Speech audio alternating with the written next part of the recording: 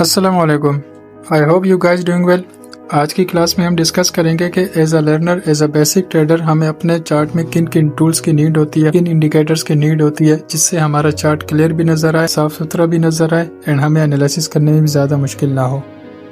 जब हमने अपना चैनल क्रिएट किया था तो उस टाइम हमने एक बात कही थी कि हम अपने चैनल में सिर्फ एडवांस वीडियोस अपलोड किया करेंगे, लेकिन वक्त के साथ साथ हमने ये रियलाइज़ किया कि अगर कोई बिगनर वो वीडियोस को देखेगा तो वो चीज़ें बिल्कुल उनके सर के ऊपर से जाएंगी, क्योंकि अगर उनको बेसिक का नहीं पता होगा तो एडवांस उनको क्या समझ आएगी।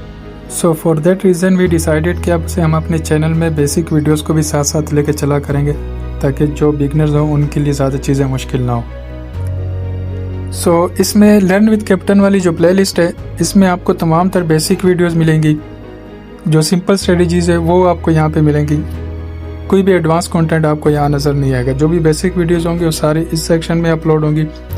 एंड कोई भी सीरीज़ हमने स्टार्ट करनी हो, जैसे लिक्विडिटी सीरीज़ हमने स्टार्ट किया, तो जो लिक्विडिटी के ऊपर हमारी जितनी भी वीडियोज़ आएंगी वो इस प्लेलिस्ट में अपलोड होंगी। देन इसके अलावा अगर हमने कोई और सीरीज़ स्टार्ट करनी हो, मार्केट स्ट्रक्चर के ऊपर, ऑर्डर ब्लॉक के ऊपर, एफईजीज़ के ऊपर, बाइस के ऊपर, जितनी भी हमारी सीरीज़ इन फ्यूचर इंशाल्लाह स्टार्ट होंगी, उनके लिए डिफरेंट प्लेलिस्ट होंगी। हर प्लेलिस्ट में अपनी अपनी सीरीज़ होंगी। एंड जो बेसिक वीडियोस होगी हमारी, बिल्कुल जो सिंपल स्ट्रेटजीज़ होंगी, जो बिल्कुल बेसिक ट्रेडर्स हैं, उनके लिए लर्न विद कैप्टन वाले सेक्शन में वो वीडियोज़ अपलोड होंगी। चलें वीडियो को स्टार्ट करते हैं। एंड स्टार्ट करने से पहले अगर आप लोग हमारे चैनल पे न्यू है तो चैनल को लाजमी सब्सक्राइब करें, साथ में बेल आइकॉन भी प्रेस करें, ताकि हर नेक्स्ट आने वाली वीडियो आप लोगों को टाइमली मिलती रहे। एंड इसके साथ साथ अगर आप लोग हमारी पब्लिक कम्युनिटी को ज्वाइन करना चाहते हैं, जो बिल्कुल फ्री ऑफ कॉस्ट है, आप बायो में या डिस्क्रिप्शन में भी हम कम्युनिटी का लिंक दे देंगे, आप इजीली वहाँ से हमें ज्वाइन भी कर सकते हैं। क्रोम के ऊपर आप जब ट्रेडिंग व्यू को सर्च करते हैं तो आपके सामने इस तरह का इंटरफेस शो होता है। आप प्रोडक्ट वाले ऑप्शन पे क्लिक करते हैं, देन उसके बाद आप सुपर चैट वाले ऑप्शन पे क्लिक करेंगे। जब सुपर चैट वाले ऑप्शन पे क्लिक करेंगे तो आपका जो ट्रेडिंग व्यू है वो ओपन हो जाएगा, जिसके अंदर हमें सारे जितने भी हमारे टूल्स होते हैं जो हमें यूज़ करने हैं एज अ लर्नर, हमें जिस चीज़ की ज़रूरत होती है, जिस चीज़ पे हमने अपनी एनालिसिस करना है, जिनकी हमने प्रैक्टिस करनी है, जिन जिन टूल्स की भी हमें ज़रूरत होगी, वो सारे हम यहाँ से ऐड करेंगे। आपने कोई भी पेयर सर्च करना हो तो आप सिंपल इस पर क्लिक करेंगे। जैसे हमने ये सोल यूएसडीटी को यहाँ पे सर्च किया हुआ है। एक चीज़ मैं आपको यहाँ पे बता दूँ, अगर आपने स्पॉट के लिए एनालिसिस करना है देन हमने सिंपल सिर्फ सोल यूएसडीटी लिखना है। अगर आपने फ्यूचर पे किसी भी कॉइन पे एनालिसिस करना है तो उसके साथ आपने लाजमी .p का यूज़ करना है। फ्यूचर के लिए .p का यूज़ करना है एंड स्पॉट के लिए सिंपल सोल यूएसडीटी, सिर्फ यूएसडीटी तक आपने रहने देना है। उसके बाद यहाँ से तो हमने सिर्फ अपने कॉइन फाइंड करने होते हैं, कॉइन को सर्च करना होता है। लेकिन अगर हमने किसी भी कॉइन को अगर अपने वॉच लिस्ट में ऐड करना हो तो सिंपल ये वॉच लिस्ट वाला ऑप्शन आप लोगों के पास शो हो रहा है। जो भी कॉइन आप वॉच लिस्ट में ऐड करते हैं वो आप लोगों के पास वॉच लिस्ट में शो होता है। वॉच लिस्ट में ऐड करने का सिंपल तरीका, इस प्लस वाले ऑप्शन पे आप क्लिक करेंगे तो किसी भी कॉइन का आप नाम लिखेंगे, उसके ऊपर उसके प्लस वाले आइकॉन पे आप टिक करेंगे तो वो कॉइन आपके पास वॉच वाली लिस्ट में शो हो जाएगा।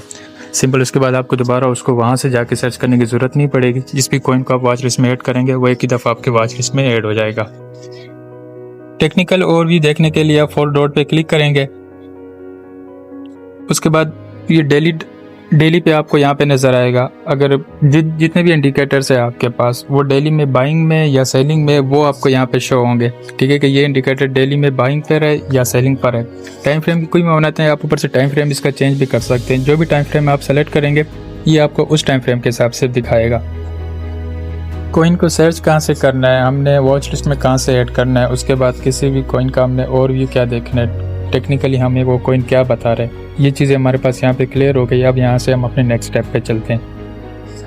ये हमारे पास टाइम फ्रेम है। कोई भी टाइम फ्रेम आपने सेलेक्ट करना हो, लेट्स सपोज आपने वीकली सेलेक्ट करना हो तो जो भी कैंडल्स होगी वो वीकली के हिसाब से बनेगी। अगर आपने 4 आवर सेलेक्ट करना हो तो जो भी कैंडल होगी 4 आवर के हिसाब से बनेगी। इस तरीके से अगर आपने डेली सेलेक्ट करना हो तो जो भी कैंडल होगी डेली के हिसाब से बनेगी।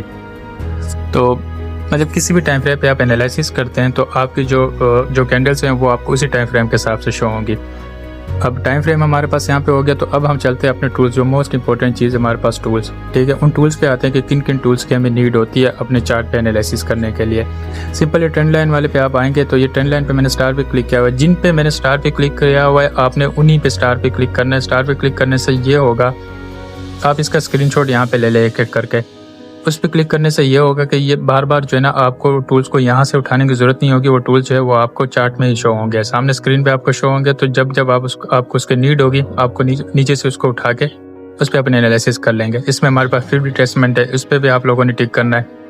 उसके बाद अगर इसमें आते हैं तो लॉन्ग पोजीशन है, शॉर्ट पोजीशन है, इसको आपने देख लेना है। प्राइस रेंज है, डेटा प्राइस रेंज जो ये हमारे पास है, इस पे आप लोग इन्हें करना है, आप लोगों के लिए नहीं, बस करना चाहो तो भी ठीक है, लेकिन इसको छोड़ दें। आप प्राइस रेंज पे करें, सिर्फ लॉन्ग पोजीशन पे करें, शॉर्ट पोजीशन पे करें, इनमें ये हमारे पास हो गया। उसके बाद यहाँ पे ब्रश वाले में हमारे पास अपने ब्रश पे करना है, हाईलाइटर पे टिक कर दें, उसके बाद एरो मार्कर पे कर दें, रेक्टेंगल, रोटेटेड रेक्टेंगल, जितने भी मैंने स्टार पे टिक किया हुआ है इन सब पे आप लोगों ने क्लिक कर देना, तो ये आपके पास स्क्रीन में सामने आ जाएंगे। उसके बाद अगर हम यहाँ से नेक्स्ट चलें और क्या चीज़ें हमारे पास ऐड करने वाली, तो आई थिंक ये टेक्स्ट वाला हम यहाँ पे ऐड कर देते हैं। आपने कोई भी टेक्स्ट वहाँ पे ऐड करना हो, कुछ भी लिखना हो, तो आप वहाँ से लिख सकते हैं। हम कॉल आउट को लिखना हो, ठीक है, किसी भी स्पेसिफिक एरिया पे आपने कुछ लिखना हो, आप लिख सकते हैं। प्राइस लेबल पे किसी भी जगह पे आप टिक करेंगे, किसी भी प्राइस पे आप टिक करते हैं तो आपको उसका प्राइस लेबल शो होगा। टूल्स हमारे यहाँ पे पास ऐड गए, जो भी टूल्स आप लोगों ने स्टार में सेलेक्ट किए थे वो सारे आपके पास यहाँ पे ऐड हो गए। उसके बाद कोई भी इंडिकेटर्स किन की आपको ज़रूरत होती है, सिंपल आपने RSI को लेके चलना है अपने पास।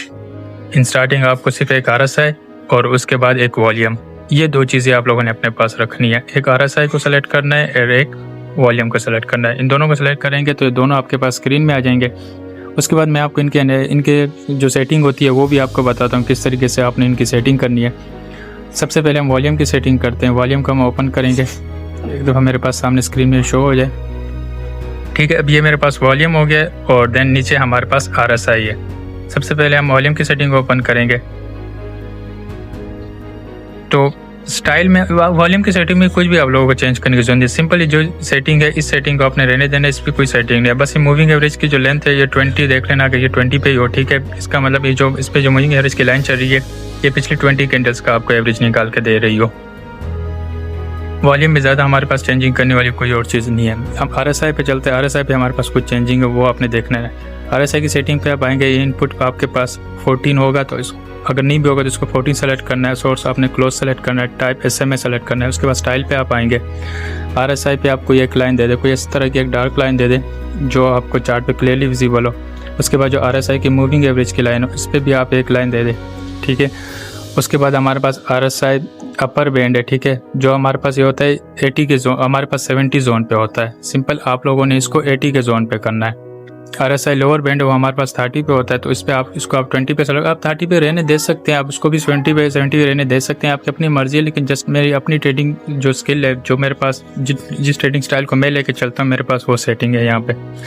सिंपल ये जब सेटिंग आप लोग कर लेते हैं, इसमें और कोई चेंजिंग, ये जो हमारे पास बैकग्राउंड है इसका आप कलर चेंज कर सकते हैं यहाँ से। तो जब ये सेटिंग आप कर लेते हैं तो आपके पास जो आपका RSI है वो बिल्कुल क्लियर शो होगा। उसके बाद जो आपका वॉल्यूम है आपको क्लियर शो होगा, आपको और किसी चीज़ की जरूरत नहीं पड़ेगी। जो टूल्स हमने ऐड किए थे देन अब हम इसको अप्लाई करते हैं कि हम इनका यूज़ किस तरीके से करते हैं। सबसे पहले हम पैथ वाले को उठाएंगे, तो ये हमारे लिए क्या काम करता है। अपने चार्ट के ऊपर हाइट्स लो को फाइंड करना हो, अपने चार्ट के ऊपर लोअर लो को फाइंड करना हो, अपने चार्ट के ऊपर लोअर हाई को फाइंड करना हो। Means lower low, lower high, highs low, high low को अपने फाइंड करने के लिए पैथ का यूज़ करते हैं। उसके बाद अगर हम सेकंड वाला ऑप्शन यहाँ पे क्लिक करते हैं, शॉर्ट वाले, कई भी आपने पोजीशन ओपन करनी होती है अपनी, ठीक है। तो अगर फॉर एग्जांपल आपने शॉर्ट की पोजीशन ओपन करनी है, किस एरिया से आपने ओपन करनी है, तो वहाँ पे आप इसका यूज़ करते हैं। उसके बाद अगर आपने कहीं पे लॉन्ग की पोजीशन ओपन करनी है, किसी भी एरिया से जल्द से आप लॉन्ग की पोजीशन ओपन करते हैं, वहाँ पे आप इसका यूज़ करते हैं। एंट्रीज वगैरह तो आप ज़ाहिर जो आपकी एक्सचेंज होती है आप वहीं पे लेते हैं, तो लेकिन जो आपके एनालिसिस होते हैं उसको आप यहीं पे अप्लाई करते हैं। इसके अलावा ये हमारे पास हो गया। एंड देन अब हम इस पे चलते हैं कि नेक्स्ट हमारे पास क्या है, ठीक है। ये एरो है हमारे पास, आपने किसी भी एक स्पेसिफिक पॉइंट को मार्क करना हो, ठीक है, तो देन उसके लिए आप एरो का यूज़ करते हैं। अगर आपने किसी भी एक एरिया को हाईलाइट करना हो तो उसके लिए आप हाईलाइटर का यूज़ करते हैं, किसी भी एक स्पेसिफिक पॉइंट को हाईलाइट करने के लिए।